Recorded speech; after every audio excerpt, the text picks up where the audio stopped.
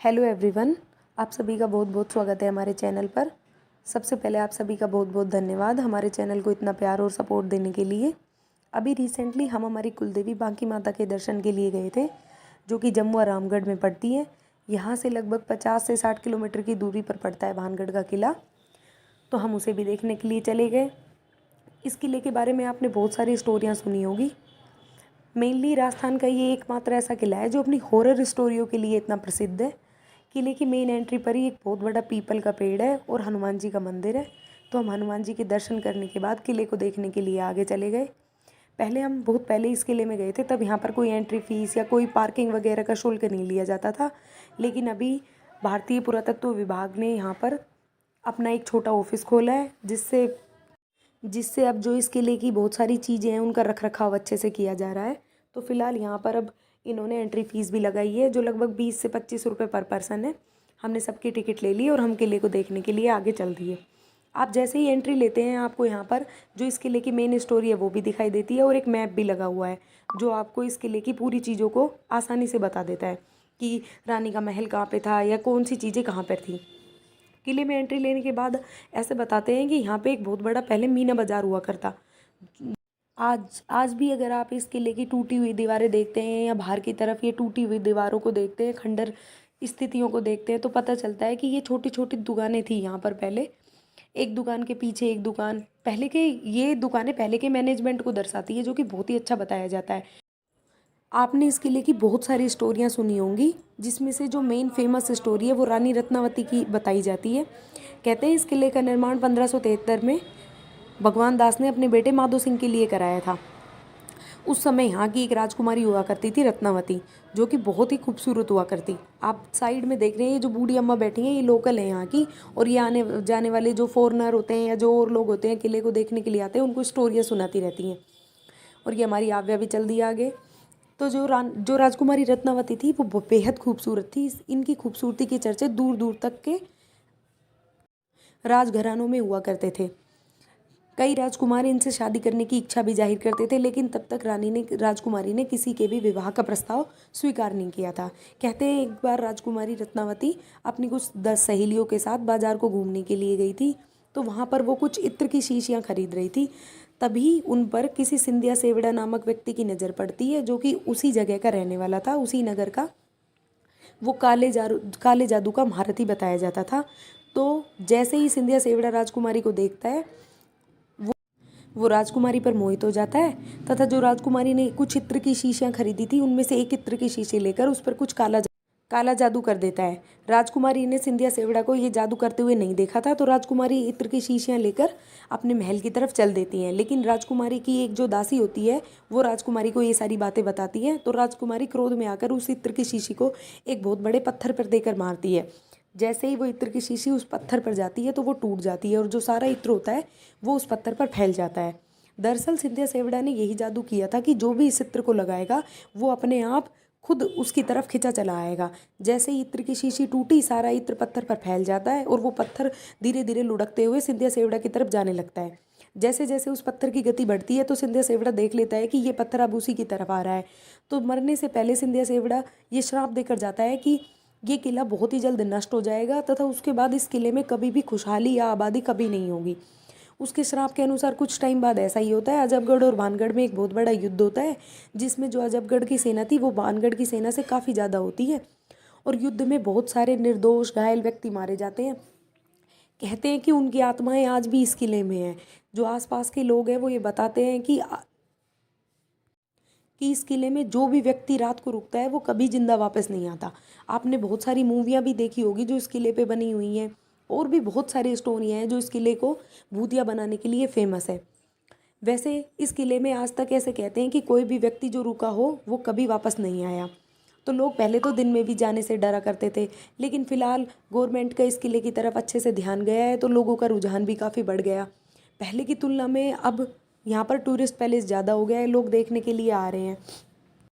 बहुत सारी स्टोरियों में एक स्टोरी ये भी बताते हैं कि जब इस किले का निर्माण राजा द्वारा कराया जा रहा था, तब किसी एक तांत्रिक ने ये कहा था कि इस किले की परछाई मेरी कुटिया पर नहीं पड़नी चाहिए। आप जब वीडियो को शुरू में देखोगे तो साइड में एक पहाड़ पर एक कुटिया सी नज़र आती है। लेकिन राजा ने उसकी बात पर ज़्यादा ध्यान नहीं दिया और जैसे ही किले का निर्माण हुआ उसकी परछाई उस कुटिया पर पड़ गई तो उस तांत्रिक ने श्राप दिया कि ये किला बहुत जल्द नष्ट हो जाएगा। एक स्टोरी ये भी बताई जाती है कि इस किले में जो भी सोने चांदी हीरे जेवरात या जो भी माया थी उसको बचाने के लिए लोगों ने या राजाओं द्वारा ये अफवाह फैलाई गई कि ये किला भूतिया है, इसमें जिस किसी व्यक्ति ने रात में प्रवेश किया वो कभी जिंदा वापस नहीं जाएगा। तो लोगों द्वारा ये धीरे धीरे भ्रामक स्थितियाँ और बढ़ती गई और किसी भी राजा ने उसके बाद इस किले पर कोई आक्रमण नहीं किया और धीरे धीरे यह किला खंडर हो गया। मेन जो किला है वो 7 मंजिला बताया जाता था, लेकिन टाइम के साथ इसकी जो 4 मंजिलें हैं वो ध्वस्त हो गई। अभी फ़िलहाल 3 ही मंजिल है जिसमें एक बेसमेंट है जहाँ पर पहले लोग आराम से आते जाते थे, लेकिन अभी गवर्नमेंट के द्वारा वहाँ पर जाना बंद कर दिया है। आप जब देखेंगे इस किले में बहुत से शिव मंदिर भी बनाए गए हैं जो कि उस टाइम के नागर शैली में बनाए हुए बताए जाते हैं। किले के जो मंदिर हैं या किले की दीवारों पे इतनी अच्छी कलाकृति उकेरी गई है जिसमें सभी देवी देवताओं की मूर्तियां हैं।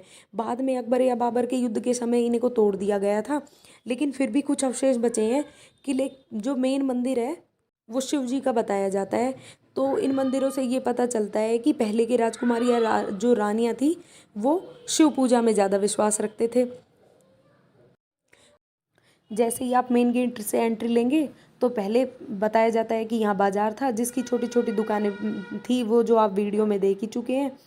उसके बाद जब आप मेन किले में एंट्री लेते हो तो उससे पहले बहुत बड़े बड़े 2 या 3 पार्क हैं।